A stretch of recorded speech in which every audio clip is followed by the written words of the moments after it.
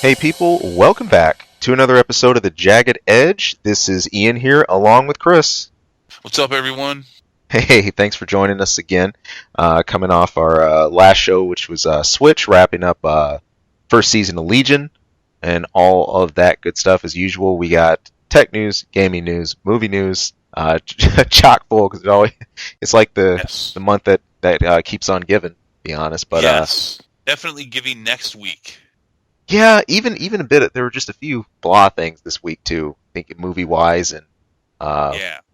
what we saw in gaming too. But We have a lot of gaming news this week. Um, but next week, in fact, you know what? Just stop listening to this week. Just wait for next week's because next week's is going to be way better. Um, Star Wars Celebration will have had happened. big deal. Starts on the 13th. Very big deal. Very big deal. I mean, there's no one here between Ian and I that misses any of the movies or anything. That's important stuff. So Yeah, except man, there was some guy that missed Rogue One around here. well, it's been out for a couple weeks now. Yeah, this whole this Ah, whole digital download thing, man. I gotta not on it. but we will talk about that later. I will give you shit for that later. Deal. All right. So yeah, let's just get into it. Yeah.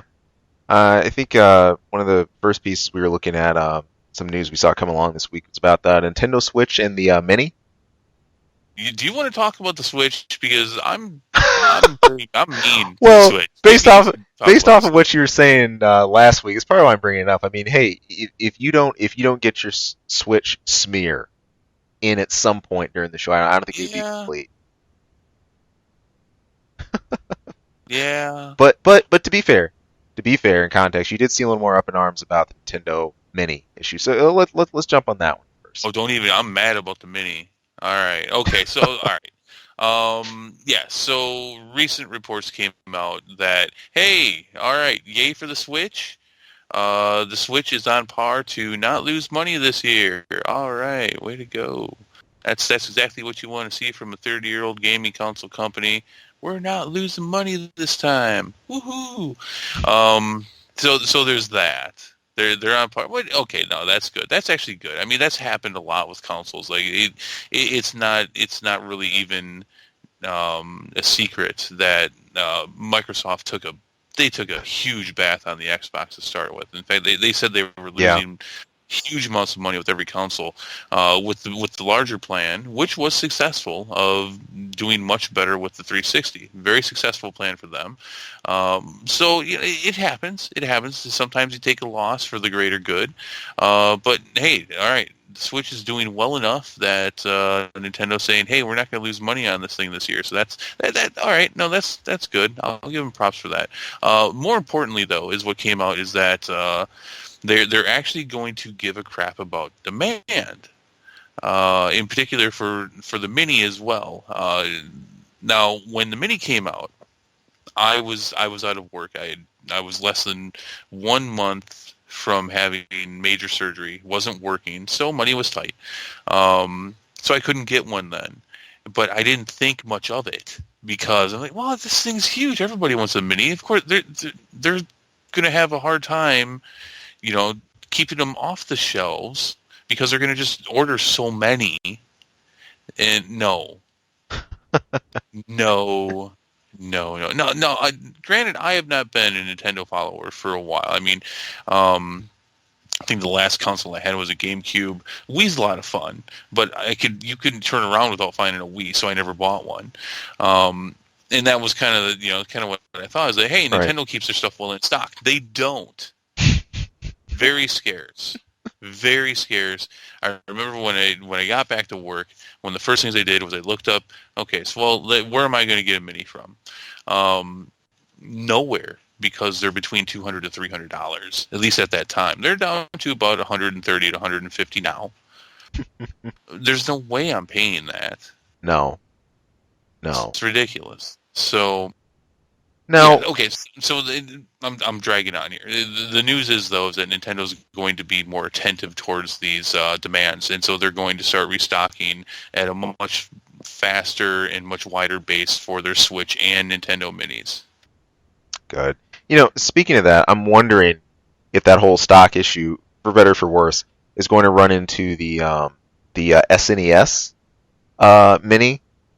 Because That's right. They actually announced that, didn't they? yeah, they did. I know. Obviously, it's not something that's as present as the Nintendo Mini is. But I remember that got announced, and while it's not going to be out yet, I'm wondering if it's going to follow a similar trend. I'm pretty stoked about that.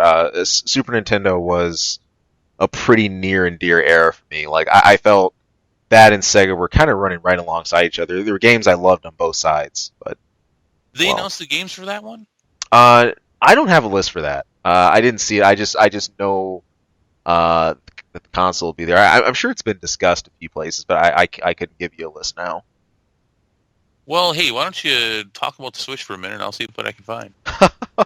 Okay, deal. One thing about Switch, we were saying this last week as well.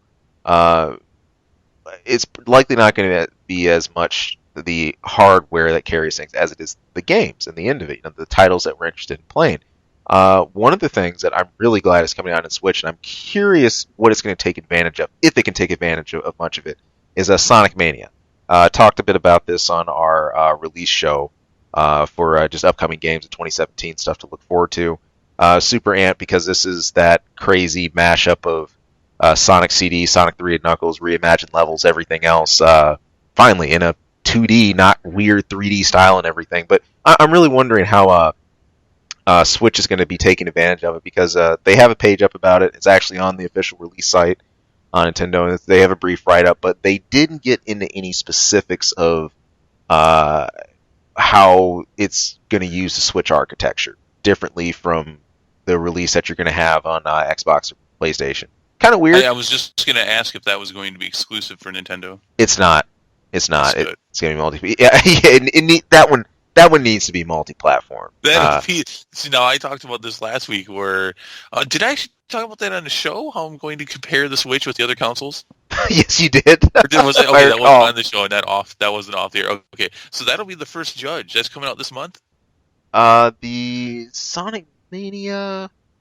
Let's see, I don't think it's this. It's just spring right now. Okay, all right. It's soon though. Okay. Yeah, it's soon.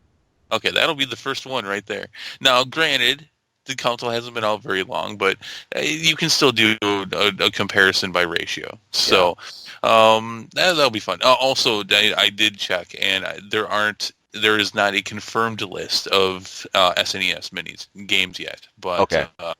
yeah, the SNES mini is confirmed, like you said, but no confirmed list of games. That'll be interesting. Yeah. There's a couple that belong on that. I think that the first one I can think of is Super Metroid. I don't see how you could release Oh yeah, release SNES without that, or Chrono Trigger, stuff like that. Super Mario World. Gotta have it. Yoshi's Island. Yep, yep. And no, that's going to be cool. Yeah, I do hope they learn from the mistakes. Now, we were talking about this a little bit off the air before, and I think it needs to be brought up because this is infuriating to me. I mean, look, let's put the whole Switch thing aside. All right.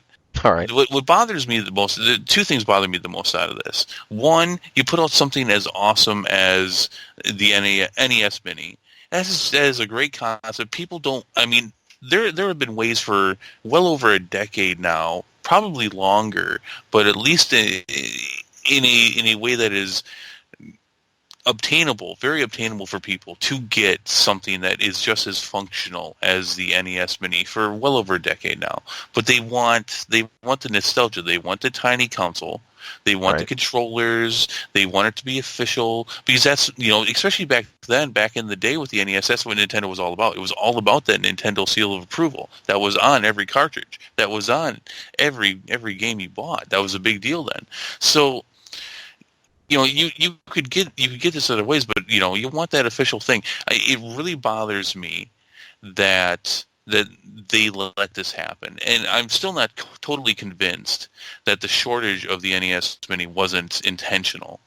Although I don't like to be that conspiracy guy about it, but this is ridiculous. You would think that they Yeah. would do some kind of research as far as the demand that this thing would actually have. Not to mention the fact that they can be a little bit crazier with how many they make because these things I'm sure are ridiculously cheap for them to build. Well, I mean, you're talking about. I mean, how many generations? I mean, removed at this point. I I mean, mean, the tech is not brand new. yeah. You would think, especially because I mean, you know how much we love nostalgia, especially we're in this age of revisiting classics now. That when you come back and produce something like this, you'd think of a shortage. Look, I'd expect a shortage of like PlayStation 5 or whatever else, Right. or A shortage of Switch, yeah, even which, that. which in some areas did happen. But come on, people, cartridge for goodness sake. Right. I mean, have you actually seen the mini opened up? Oh, It's hollow. It's like one of those awesome oh Easter yeah, yeah. chocolate candy bars that you get, and you're like, "This looks awesome," and then you take a bite and it's hollow. It's still good, but it's hollow, and that kind of sucks. But it is. It's hollow. There's like almost nothing in there. This Yeah, tech is ancient. I mean, come on. yeah. You can take a little bit of a bath on the money to put these things together. I'm sure with mass production, they're not even costing them $1 to make. No. Well, maybe a little bit for Well, the replica of the console and the controllers and stuff like that. But the guts of that thing are, I think watches are more powerful at this point. pretty much. I mean, ah, I'm sorry, I didn't mean to interrupt though, but I wanted no. to get that news out. So yeah, you're a big Sonic fan. I'm indifferent to it. I get it. It was huge. A lot of people love it. I never had a Sega, so I never got into it. But yeah, so we're getting 3 different games of that. Yeah. Well, the reason I mention all those together is what's making this one stand out is you're having reimagined levels from each of those. Oh, cool. And then there's going to be new ones on top of that. And I guess the coolest part about it is those were some of the most beloved ones from the series. Sonic CD was its own one-off, but people loved it because it was one of the first Sonic games to put like genuine cutscenes. Oh man, like an animated cutscene back then in like the early '90s was like, what is this? And actually, get like full movie, and the level design was really good too. It was it played real well, it was real smooth, and it had the whole game was solid. Sonic 3 and Knuckles is super beloved. That was the wrap up for pretty much for Sonic on Genesis. Sonic 1 had its run, Sonic 2 was huge, Sonic 3 came up and followed up on that, and then you had Sonic and Knuckles that could connect with all of those, which was great. And then so with that, and really I think taking some of the best of what they had with 2D, reimagining that, and then bringing in some new stages, I think is just it's gonna be killer. So All right. I saw the first few rolls for it, and I can't wait to play it. I am expecting it to really surpass Sonic 4 that came out a few summers ago. So Awesome, awesome. Well, in other gaming news, today, specs for the Xbox Scorpio came out. yeah, big. It's kind of funny because Xbox they've really been pushing this now, saying that this next one we release, the Scorpio, is going to be no joke, the most powerful console. Yeah, You know, well, and it looks like it too. I mean, let's see. I was looking at it. I want to give them credit here, and I don't. Oh, this is horrible. I don't actually see the website that I saw this on. I don't see the name of it.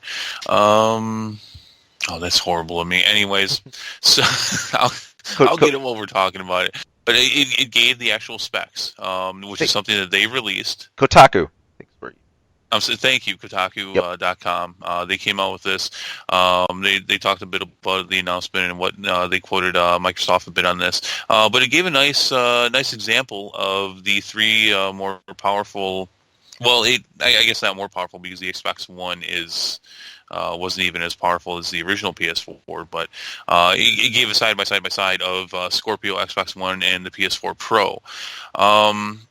Yeah, it clearly is. I mean, if you look at the specs, it clearly is the most powerful of the 3 that they give examples of, which I'm sure means it's the most powerful gaming console there is, Yeah. or that there will be. It doesn't come out until the fall. No price yet. Here's something that bothers me because Xbox, it seems like they're doing it right and then they do it wrong. Yeah. This really bugged me. So I'm reading this article. And one thing that I really like that Xbox does, something that Sony is not doing, is is championing backwards compatibility. Right. Right. Something I really wish they would do, and Sony is, and they're just not. But something that Xbox has kind of said, well, okay, they kind of left this on the table, so we'll pick it up because it's awesome and it's something that people want. So it doesn't mean a lot to me because I'm not a big fan of a lot of Xbox games, but I appreciate what they're doing. So here's what bothers me is that today during this announcement, the big question is, well, exactly how well are previous games going to run on the Scorpio? Are they all gonna run as great as the system will allow? So yeah. All right, so then maybe I should just read it. Microsoft comes out and says this about it. All existing Xbox games, including the Xbox One backward compatibility titles, will run smoother, look better, and load faster without requiring any update or any work from developers. All games running on Project Scorpio will achieve more consistent frame rates, faster load times, improved anastrophic. What's that? Are you following with me here? I thought you were going to say anti-aliasing, but No. It's anisotropic filtering. Okay, filter. Oh, yeah, that makes sense now. And will run at their peak resolution if the title implemented dynamic scaling. In addition, developers will also have the option to update existing titles, make them run better with Project Scorpio Advanced. Here, okay, so that's okay. We're gonna drop that last part because that last part's important, and it is actually the only thing they needed to say. That first part is bullshit, and it pisses me off. I'm sorry, I'm going to go on another rant. It pisses me off because this is Microsoft overreaching, just like they did with the Xbox One, and when it first came out. You and we've said it once or twice before. With our college background, we've delved a little bit. We've dipped our toes into some aspects of game development. Right. Not much, but enough. And if you've been around gaming enough to know that just because you're putting something in a more powerful system doesn't mean that game is necessarily going to run better. Into that. But they're saying it will. All of them will. They all will run better. Here's the thing: without any shit word. Without any patching. Right. It's horrible. I'm going to leave that in, though. That's not getting edited. That's staying in. Without any patching. That's what bothers me, is that they're going to say, right out of the box, all these older games, they're just going to run better because Scorpio, that's just what Scorpio can do. Scorpio cannot do that. No console can do that. The whole reason why there's different levels of consoles, why there's different generations of consoles, is that the hardware is different and the software has to be built to use it. Yeah, it's called optimizing. I mean, you even have an example of this in the PC world. I can think of one of the older MMOs out there that was well before WoW even, Ragnarok Online. That was kind of like a 2.5D-ish game, but it's funny. I swear, like the more you updated your system, the worse it ran. Like you needed to have that older architecture because that's what it was built around. But that really gets me in the crawl, though. Just why even say that? Why? What is the point of that? It's a promise you can't keep. Yeah.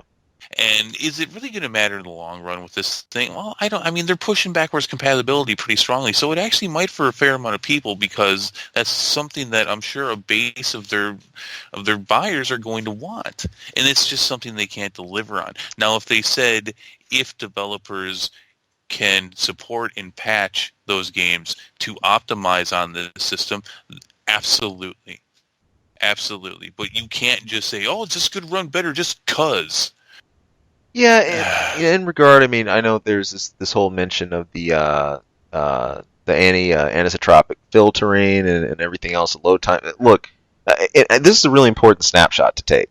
Years back, when the PS2 came out, when it bolstered faster loading times for backwards compatible games like your PS1 library, that wasn't an overreach because it was pretty simple. The load speeds, right? I mean, the how fast your disk read speed was. Uh, basically the backwards compatibility, you simply ran the disk faster. I mean, it was a really simple way to increase, to help your load times, but it did. And also the texture smoothing was something unanimous that was really easy to implement across games. So it wasn't a reach. You knew that anything that you popped in, even though it wasn't going to make, a massive, massive difference, still there was a change. Both Yeah. ways, both with loading and right, and the way they did it was very simple and didn't make it, to be this whole grandeur behind it. You know what? I liked it that way. I went into my PS1 games knowing that it's not like I'm going to be seeing like a 32-bit upgrade here. I don't expect that, but this is cool. It's nice to be able to play this with a little bit more of an edge to it. That's all. But there was in fact a handful of games that wouldn't run on the PS2, and some that did look worse. Some struggled. Some did struggle. So, but here I'll quote it again. All existing Xbox games, including Xbox One backwards compatibility titles, will run smoother, look better, and load faster without requiring an update or any work from developers. All right. I mean, that's pretty plain, right? Plain as I could state it. So it upsets me because I don't, I bitch about the Switch. That rhymes. And that's horrible. I shouldn't even point that out. But I do. I bitch about the Switch, and I'm a PlayStation fan. I don't want these companies to do poorly. You don't need to overreach like that. There's no reason for it. Just so it bugs me. I mean, yeah. I would think that the industry would be past that by now, because statements like that get you in trouble. I mean, that could be a potential lawsuit from the right asshole. Hey, man, these are some careful grounds you got to be digging into, especially because you're talking about a completely different set of architecture now. Right. For example, upgrading Crash Bandicoot as opposed to upgrading like Gears of War 3. I'm sure it will be amended as time goes on. I'm sure they will amend that statement, but they never should have made it. That being said, like I pointed out, the specs here are clear. They are more powerful. Now it's an inkling above the PS4 Pro in some areas. Right. I wouldn't say that it's got a huge leap on any of them, but hey, when you let the PS4 Pro come out first, this is your advantage, is that you can do this. You've got the specs. The PS4 Pro comes out, gut that motherfucker out, and take a look, see what it's got, and obviously improve on that. The biggest improvement would be the memory with the 12 gigs. I see that versus the 8. But yeah, that's great. And hey, I hope you're doing well, because we talked on a previous show that you were saying, hey, maybe we're going to get out of this console business a bit. Yeah. Maybe we're not going to do what we've been doing. They've taken a bath on this generation. Yeah. They canceled a lot of titles that people were really looking forward to. So, I hope they do well. That's all right. Maybe this is I think this might be one thing they end up going back to more. There's this little caveat here about games running at peak resolution so long as the title implemented dynamic scaling in the first place. I want to say this is something you're going to be hearing more. Not just for resolution, but maybe like for other features. This will run at max if this was implemented before, if that was already included, because you got to have the framework for it. It's that simple. So. Right. Yeah. So, and I guess that's my point, is that if you know basics about gaming and how this works and why there's different gaming generations and console generations, there's reasons for that, and it's so a blanket statement like that kind of sticks in my crawl. So, but hey, it's going to come out in the fall. There's no price yet. I don't know. I've been thinking about getting a PS4 Pro. There's going to be a handful of games coming out this year I'm really looking forward to. Maybe, I don't know. Maybe they'll impress me, and I'll get an Xbox. I never say never with this stuff. So, I'm not a diehard fan. Right. Every gaming generation, I look at what they do, and I look at what they're going to be coming out with, and I make a decision. It just so happens it's been PlayStations for quite a while now. Xbox hasn't really enticed me. So yeah. The main reason being, hey, we said this in the our first topic in the first few shows. Why get one when I have a really powerful computer and any game you come out on the Xbox, I can get on there. I've been, you know what, I've been swayed more and more towards that. Coming from the history of working in the design field, video, audio, graphics on a Mac for a lot of the time, while having, a PC there, maybe for a bit of game or Diablo 3 stuff like that when it came out, to where I am now, being seriously dedicated towards PC. My current rig, I made sure I had something very current to spec that is going to last me well beyond time. I'm telling you, once you really get in there and you get the memory, you get the system power, you get the graphics cards you want and everything, it's it's really hard turning back from that. Right. So yeah, hey, more power to them. I hope they amend that. I really hope they do, because that's just a statement you shouldn't be making. yeah, All right. So since I'm all fired up now, it's funny. I couldn't have asked for a better transition, by the way, about Nvidia. We've been talking about all these system power, the Scorpio console upgrade specs, and this is something that's fairly near and dear to me because fairly recently I was in the market for all new parts of my own. Getting a new rig set up. Nvidia did release this is a really silent release, funny enough. They released a brand new Titan X graphics card, the Titan XP. Beforehand, the Titan X was pretty much the monster, along with the Quadro and the Nvidia GTX 1080s series. And it's kind of funny as to the timing of this and how they did this. Okay, new graphics cards are being introduced all the time. Right now, the top tier ones have sort of, you're at this kind of peak equilibrium again between the Quadro, Titan, the 1080 series. But it's funny because the 1080s priced less than the Titan X's, and oftentimes they were more than enough for what anybody needed. In fact, could run a lot of things smoother. So here you have the new release of Titan XP. It's running for about $1,200. You get the same, wow. You get the same GPU power as the Quadro P6K, which is insanely high. That one's gonna probably run you about $5,000 if you're getting that. But honestly, the way that one's built is more if you're doing rendering work. Of course, you can do gaming on it, but it's built more towards hardcore, rendering work and things like that. So, but anyway, yeah, you get faster memory in the Quadro, bumps it up to 10 gigahertz. I'm sorry, bumping up from the Titan's 10 gigahertz up to 11.4 now. The stock RAM is pretty gross in this and everything, but it seems that they just needed another slight upgrade tier wise, because it wasn't making a whole lot of sense where the rest of the graphics cards were sitting power level wise, and then having the Titan sort of like, well, you can sit and spend this amount, or you can just go elsewhere and get a 1080 or something. So another cool release. This was just a reminder for me too. This stuff is just moving at 100 miles an hour, and I'm sure years from now there's going to be, of course, some more things that they even blow the 1080s and the Titan X's and everything else out of the water. So yeah. Well, there it is. Oh well. But I got nothing. I got nothing on this one. It's, That's good. When's let me ask you this: so when the last time you got your rig together, you were working on your current PC. How much of a deal was the graphics card to you? How much time did you put into really digging into that? Oh, geez, I cheated. I actually sat down with, there was I upgraded my computer a year ago. In fact, I had an old one that had stopped working years ago, and basically we gutted that one and built a custom one from the ground up.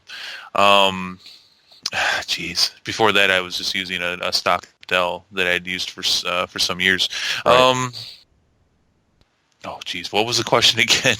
No, just how big a deal was your graphics card? Oh yeah. Like, So I cheated because there was an awesome. Gosh, I wish I could remember his name. I'd give him props right now. I'll give him a plug. Awesome guy and local computer guy in the area. I had a nice shop, and I sat down with him, and he helped me pick together the parts and put all that together. So he did most of the heavy lifting on that. So I kind of followed suit with him. It's been a long time since I helped build a PC. So I believe with this new one coming out, I'm a couple generations behind now. I remember when we were picking out the graphics cards, I did not pick the best and brightest at the moment. I picked the one below it. I do not remember the name of it at this moment though. So, Gotcha. but I mean, I respect good computer power, obviously. Good. Well, hey, the longer you wait, the more compatibility you're going to have anyway, too. The cool part about this announcement, too, there's something else that surrounded it. NVIDIA simultaneously announced that they were working on a beta Mac drivers for their 10 series cards, which is pretty substantial. Of course, correlating Mac along with gaming isn't really a line of thinking that many choose to follow, but the fact that now they're starting to make roads for more like either like the Mac Pro shortcomings to get a really beefed up graphics engine, or like to have like an external GPU for like a Mac laptop. I think it's pretty sweet that NVIDIA is looking into that. One little step closer towards Apple being able to hit with PC Chem. But let's face it, it won't. No, Not yet. they've got their niches. They They've do. got their niches. They do. There's nothing wrong with Macs. I know you got a lot of people fall on one camp or the other. I definitely am in the PC camp, but when I was in college, I used Macs half the time, and they're fine. They do what they do, and people like Macs for their reasons, and that's fine. They're wrong, but that's fine.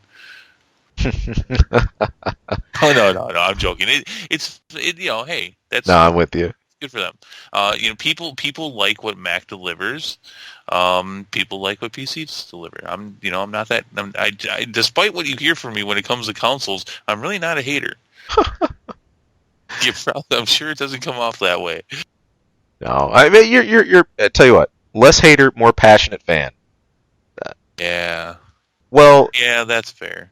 all right. So you got the gaming side covered, but wait, let me ask this: for what camp are you in for this whole Michael Bay deal that's happening with these Transformers movies? We've talked about this. I gotta stir the cage. I gotta go right back to being a hater. All right. So Michael Bay was talking this week.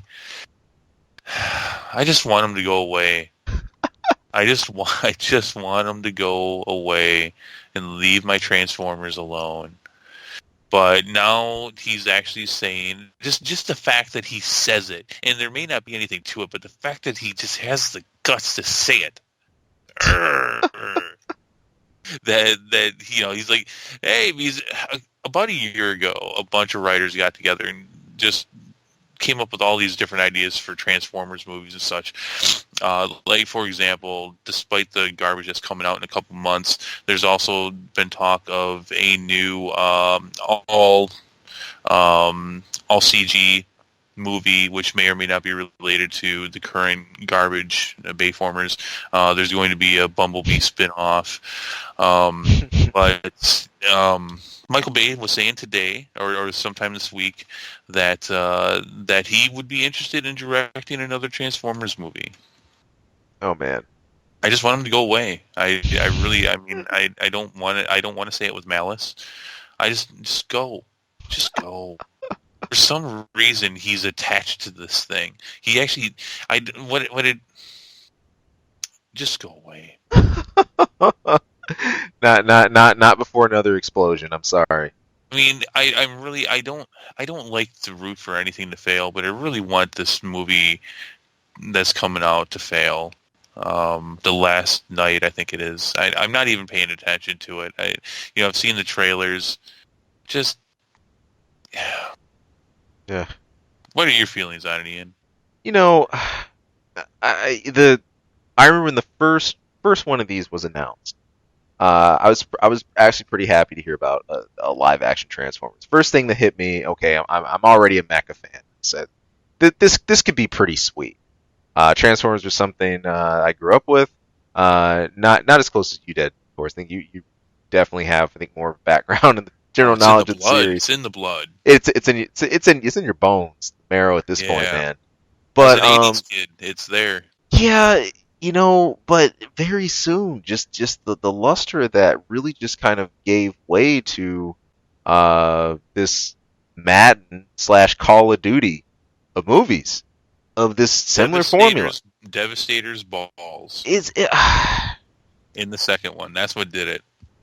it, That's what did it. I mean, after that, I mean, what more is there to say about this one? It's just, I think at that point, it's really just sort of putting chains on Transformers, just kind of shackling it to, this the action cash cow you go to, once occasionally some big explosions and stuff like that, which is it's a bummer, man.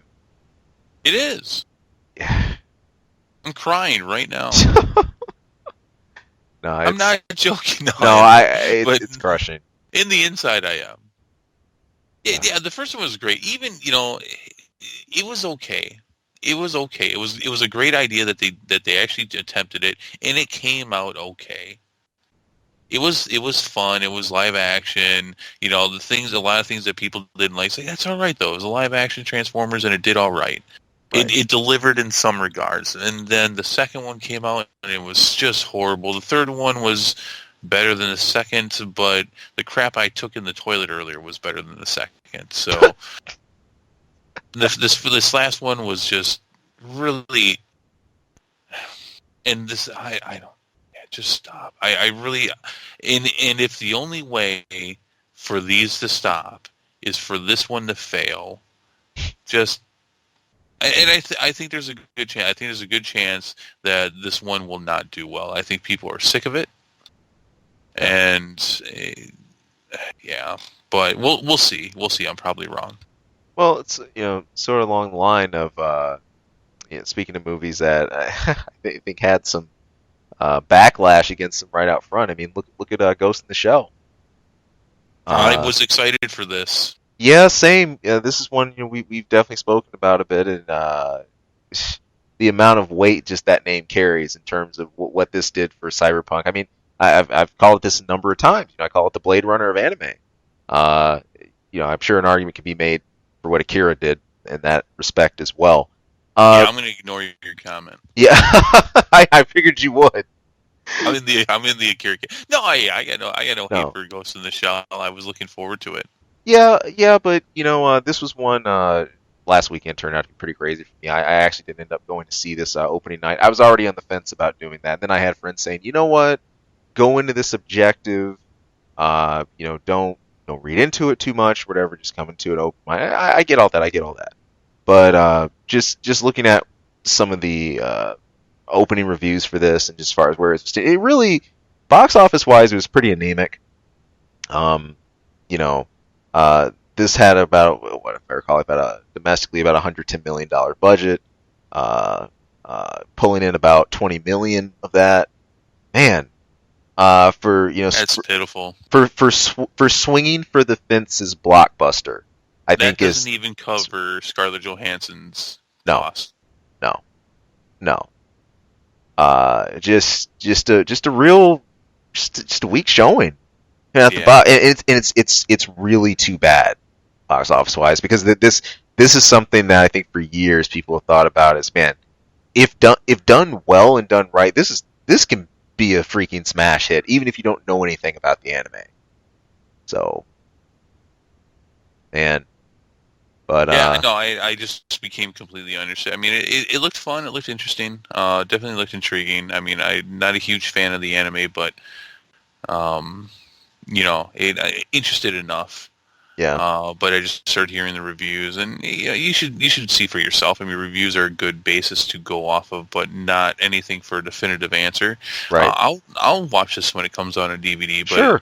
If enough people are saying something, there might be some merit to it. And it's my understanding that this movie is, despite as pretty as it is as stale as can be. Yeah. And there's been the whole argument for how incredible the art direction is. Well, again, like I was saying for the show, I kind of expect that. I think that's par for the course with this. I mean, especially the unique cyberpunk styling that's going for here. Ghost in the Shell has always had its own corner of the world with that. So I think some of that is just expected. with especially a project of this scale, and I don't think that alone redeems it. Just from earshot, at least hearing about that. So, um, like you, of course, hey, that hits DVD or whatever else, check it. But I'll admit, um, just sort of unfortunate to hear. I'm normally not one to just base things off reviews. There were people who panned The Matrix when that came out. I adored that, but it has taken a bit of the wind out of my sails for something I was already on the fence about seeing You in know, theaters. I just hope that the next Transformer movie gets the same love that Ghost in the Shell did. Show it that same love. That says it all. Please. Please just end it. You know what though? You know what? Honestly, I was hoping Ghost in the Shell would do well because I know that there are people who are watching this, watching how well it does, and may possibly make a decision on a live action Akira, which I really want to see. Yeah. That has been passed from developer to developer for years now. Leonardo DiCaprio got his hands on it with his production company and was making some serious strides to do it. That would have come out, I think, at least 5 years ago. So obviously that didn't happen. They talk about it every now and then. You hear something about it. I think it would, if done correctly, would be phenomenal. So that's a shot in the leg. That's not good. Yeah. So. All right, that sucks. Well, what might not suck though is where a couple of the other movies standing this month are. This isn't a particularly like smashing month in terms of movies because there's a lot of random stuff. There's Smurfs from horrors, all kinds of stuff coming out. Listen to you, just like Smurfs are coming out this month. Like that's not the biggest. But. Who wants to go see these Smurfs? My childhood wants to go see the Smurfs. you got a few gems sitting around. I think the only other couple major things you got, of course, Fast and Furious. I think Fate of the Furious is going to be out, and then I think tomorrow, in fact, Aftermath, that film with Arnold Schwarzenegger based off a true story. It's that one's more of like a tragic style deal. I'm not sure where they're going with the whole thing, but it's more of a slice of life. But again, there isn't anything huge I can point to here. No Avengers, no, or anything like that. It's not a whole lot more happening this month. Well, Fate of the Furious is pretty huge. We're not the biggest fan, but those things, people love those movies. Oh yeah, yeah. It's that is the movie this month. Besides Smurfs, no one wants to take on the Smurfs, and who can blame them? Those last two movies, especially the second one, just no. I'm not going to keep that going. No, it's all about Fate of the Furious this month. It's about that, and honestly, it's about Guardians of the Galaxy 2 next month. Oh yeah. That's what everybody. That's these two movies. Those are the biggest ones. There's other movies coming out in May, but those are the big ones right now. Yeah. Fate of the Furious this month. You get Guardians of the Galaxy Volume 2 next month, and hey. And now, let me ask you though, Ian. Which one would you rather go see, Ghost in the Shell or Smurfs: The Lost Village? You know what? At this point, still, I think just to put closure on this chapter, I still go see Ghost in the Shell. You and I are going to separate theaters, sir. All right, deal. All right, you head west, I'll head east. Well, I'm going to go see the Smurfs. La la la la. I'm not even gonna do it. Not even gonna do it. All right, I was about to say you're gonna crank up the theme in here. No. But there, and we don't have a theme for it yet. But we've got our first regular section for the show. Just forget the fact that we were going to do kind of a news thing, and we still kind of do that, but not really. But we've got our first one. It's time. I'm going to announce it right now. Drum roll. Any second, it's going to be announced. Ian's Info Minute. And sometimes I'll fit within 60 seconds of this, other times not. But, It's an arbitrary title. This doesn't really matter. Arbitrary title, this will just be that one section of our show where I just delve into some random, sometimes completely inane fact or something cool for the day, and we go on about our business. That's right. Ian's Info Minute. Look for it. It's going to be the hottest thing. Now that I've built it up way too much. Yeah, Here we go. clearly, I mean, well, let's hope it doesn't drop, right? Ian's first. Ian's info minute. Okay, so according to Dr. Camel, his colleagues, and not Camel as in the camel from like desert. No, let me say that properly. Campbell. You get the idea. As the soup. Yeah, exactly. From the University of California, actually conducted a recent report in a long-standing study they've been conducting, especially on polar ice cap movement and where we're global warming, its effects on just movement in Antarctica. Came to the conclusion that plants have been growing at a faster rate than at any other time in the past 54,000 years due to us, aka human beings, and our sources of carbon, CO2 emissions. So greening, effectively just a greening of the planet, I think that was even more than what a number of people expected. Of course, we've heard topics about warming, global warming on the table, a lot of points. I think what you don't always hear is, I think, how much more increased of greening effect that's actually going on. And what you have as well. I mean, naturally, something. Well, plants need to live, and we've been emitting so much more that there's just been a explosion. I didn't know it was that much myself, but found that fun. Yeah, no, that's interesting. Hey, plants are compensating for the fact that we're fucking everything up. It's I got it. Did I catch that right? No. You're with the one thing I thought of when reading this article. You might remember this from the opening of I Am Legend. There's the protagonist. I'm just gonna say Will Smith because this is so bad I don't remember his name. The doctor. As he's traveling through overgrown New York and everything like that. Everything is just green, and has just there's so much overgrowth. There's been no curbing any of this, and no one to do maintenance or anything else. That everything's turning like a huge greenhouse, basically. And I kind of chuckled at that. I was like, are we heading towards that? No, yes. Well, actually, so. it sounds more like The Happening. Do you remember that? Yeah. Horrible yeah. Actually, went to the theater and saw that, dude. That was depressing. Leaving that theater. That was all right. No, but that's kind of what it sounds like. It's like, hey, all right, we're gonna get big and we're gonna get you. Speaking of him, totally just panning off of that.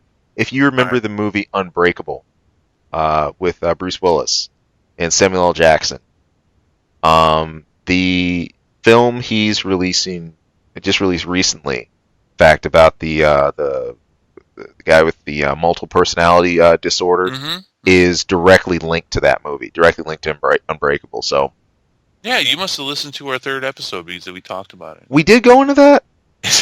yes, we did.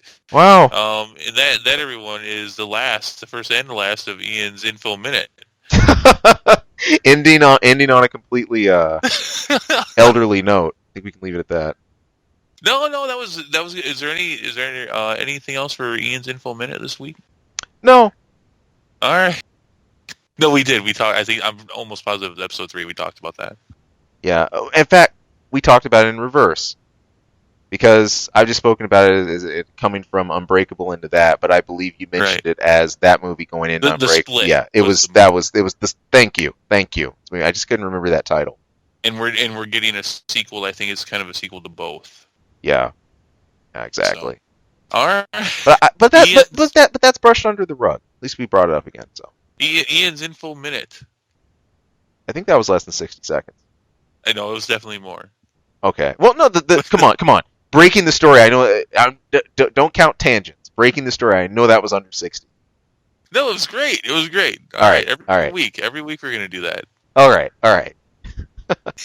And you can randomly bring up a fact from something else we talked about in another episode. That'd be great. Deal. Because that stuff. Don't let it get forgotten. Okay. All right. So we're gonna end the show this week talking about something we're going to talk about next week because it's big enough and it deserves it. Yeah. We're a little bit of a preview for Star Wars Celebration starting yeah. next Thursday, the 13th, going until the 16th, I believe. This is huge. And Yeah. this is all right. So if you follow this, did you follow last year's? No. No. But if you did, like I did, you were very disappointed. It was very disappointing. Now, and that being said, Disney didn't come out. Lucasfilm did not come out and actually announce a lot of things that people were expecting to find out.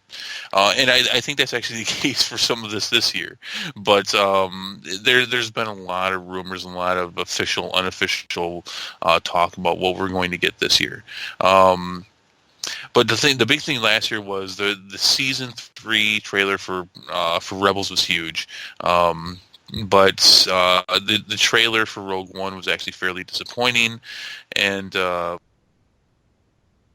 yeah, that's right, because we got the kind of behind the scenes one, but we didn't actually get an official trailer yet. All we still had was the teaser. The people that were there got an exclusive trailer, but we were expecting an announcement on the next anthology film. I think they officially announced the Han Solo one, which everyone knew about. But we were expecting an announcement on another one, which we didn't get. This year, however, the expectation is, and there's a lot of rumors about it. I don't think they'll screw us this year. They're going to announce the third anthology movie, and all the rumors circling around it, which is what we'd heard in the past. But there's actually a lot of talk about it that we're going to get an Obi-Wan Kenobi movie. Oh man, that will take place between episodes 3 and 4. That would be really welcome. Yes, frankly, because there's such a section of history there where you sort of wonder, well, I mean, you see the past, what happened, of course, but what was the rest of Kenobi's development like? What caused him to really take that sort of benevolent edge? If anything, I think benevolent's the wrong word for it. He really felt like I think more of a transcendent Jedi. He was so at ease with I think everything that was to come, what Luke was going to be stepping into, that he had no fear or qualms about it. He always told Luke that, essentially that I'm not going to be here all the time to mentor you through every single part of this process. There's some things you have to just be able to feel out and do. And I think I think it sealed it for me. I remember way back when was the first time I saw him simply just vanish out of his when Darth Vader struck him down. Right. And I think just how significant that scene was, showing like, man, like this guy's understanding of the Force is of such a high level that like he's not, even leaving his own physical trace behind. So I'd love to see that. I've always liked him as a character, and any extra development, I think it would make for a really, really good movie. Yeah, no, he's one of my favorites. I'm really looking forward to this. Ewan McGregor is known for saying that he would love to do it again. He's Obi-Wan Kenobi in the prequels is widely accepted as the best part of the prequels. Yep. I think it's the character, the actor. Definitely warrants its own movie. An anthology, part of the Star Wars story, the anthology movies, is a perfect place for it. There's a lot of time there. You get the transition from the Republic to the Empire. With Obi-Wan Kenobi, that time has barely been touched. In fact, I think Rebels, the Twin Sons episode that recently came out, is I think the first we've really seen of him in official canon be used, which is right next to Rogue One in Episode 4. That it's fine. I think we're talking within a year of that. So you've got nearly 20 years to play with there. There's a lot of great stuff they could do. I know a lot of people who talk about this say that they wanted to see an Obi-Wan Kenobi trilogy. I think that's a bit much. Yeah. It's 6 to 9 hours of that. I mean, they've openly said that a lot of what Obi-Wan Kenobi's doing is meditating on Tatooine. It's a lot of what he's doing during this time and becoming more knowledgeable in the Force. I'm sure there are some great events that happen. I want to see it. I think it would be great. A trilogy, though, I think is a little much. Yeah, yeah. And you have to be careful. Too much of a good thing. As you said, Ian McGregor has often been referred to as sort of the de facto for this role. But I think when you latch on to such a solid part like that, don't wear it out. I think that's part of the good nuance of a really well told solid story. Sometimes Yeah. less is more. You don't have to have 9, 12 hours of content there to let you know it's awesome. Sometimes just a couple No. hours is more than enough for years. I mean, if what you're looking for is the story of Obi-Wan Kenobi during those years, I really don't. From what I understand, from what Lucasfilm has said, basically they said, look, there's not that much stuff that happened. It's gonna, if you actually wanted to see all that, in comparison, you're gonna get a lot of Obi-Wan Kenobi meditating. That's what you're gonna get. Just living on the harsh lands of Tatooine. I'm looking forward to it though. I think if they gave us one solid movie, one solid story, I think that would be enough. Yeah. So it's expected they're going to announce that. It's also expected, and this has been kind of a regular thing that they've been doing at Star Wars Celebrations, that we'll get a trailer for Rebels Season 4. Many believe, myself included, that Season 4 will be the last season. Mm. I think that's because they actually announced, when they announced Rebels, that they were going to do 4 seasons of it. That was a long time ago. They can change their mind. True. And if anything, I'm trying to remember from previous seasons, were there any events, I think, on the level of what was it? Some of what we talked about with like the Darth Maul. Right. Well, stuff. yeah. There's been some. I mean, Ahsoka versus Darth Vader was pretty huge, and in that same episode was when Maul really returned. Yeah. So in the big announcement from Season 3 was that we were going to get Grand Admiral Thrawn. He's still around. He just delivered a powerful attack on the Rebels at the season finale.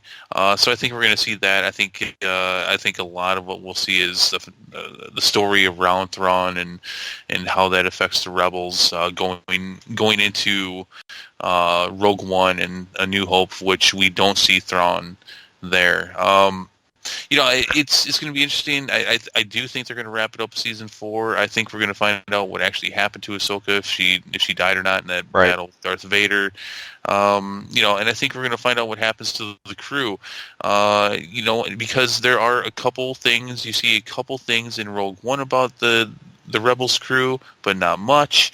I actually, and a lot of people say that they would like to see the Battle of Scarif, which is the final battle on in Rogue One on planet Scarif. They think that we'll see that from the Rebels crew perspective, which would be awesome.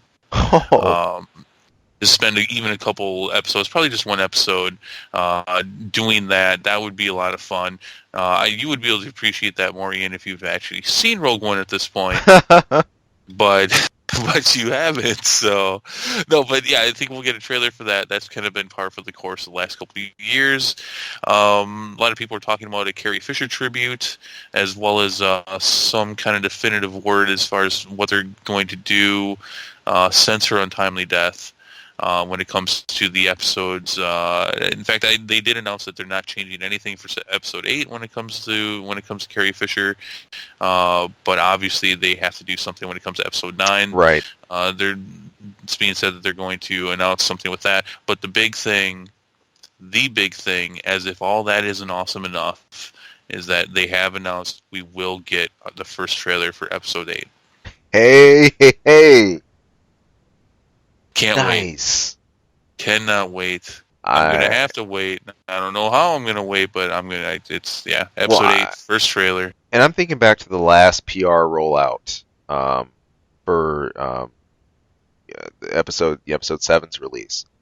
Right. This was Which has been wildly different. It's true. That was a huge deal at the time. When, of course, that spawned everything from memes of the eternally relighting lightsaber, aka Kylo Ren's scene in the snowdrifts where he activates that Claymore like lightsaber, and then there's that joke of he activates it and then like 5 more little lightsaber lights spring up off that, then another 5, another 2. Yeah, that became a whole deal. But people analyzing every frame.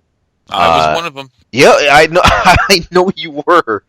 Every scene to look for hints, because that's the excitement about these mainline Star Wars films that are coming out.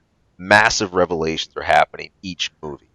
Well, yeah, and that first teaser came out, I think, a good year and a half before the movie did. And, I mean, here we are with Episode 8. We're 8 months away, and we haven't even gotten a teaser trailer yet. So we'll get the first trailer next week. So they're rolling it out a lot different. But I think with Episode 7, you had to do a rollout like that. You had to do a promo like that. Yeah. True. If anything, this is...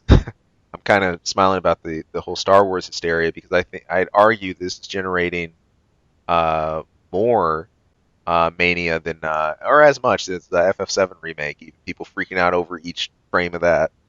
Oh, come on! What, are you seriously saying that there's a comparison? Gaming wise, but that's why I say, if anything, more, because let's say Star Wars is a complete phenomenon, man. I will not. There's no way I can endorse FF7 alone being of the same level or caliber of Star Wars. No, it's not. Star Wars is definitely a larger following. But low level. I'm sorry. Go ahead. No, I'm just saying the mania, how people go over it, like, oh my god, new shit, every frame of it. It's just Yeah. these are the things I really see it in. Well, a little low level trivia for you is that, I mean, the characters in Final Fantasy VII, Biggs and Wedge. Yeah. Named after Star Wars characters, Biggs and Wedge. Hey, there you go. So a little bit about to Star Wars in Final Fantasy VII. Hey, I'm not trying to take anything away from Final Fantasy VII. We will talk about that. Trust me, I have a lot to say. But it doesn't compare. No, it does not. No, you're right. No, you're right. You're right. I'm with you. All right, a couple seconds of silence there. So, it's kind of. No, I was kind of waiting for the Jack in the Box there, but it never happened. Oh well. No, that's it. And my God, I think we're right around an hour for Can you once. believe it?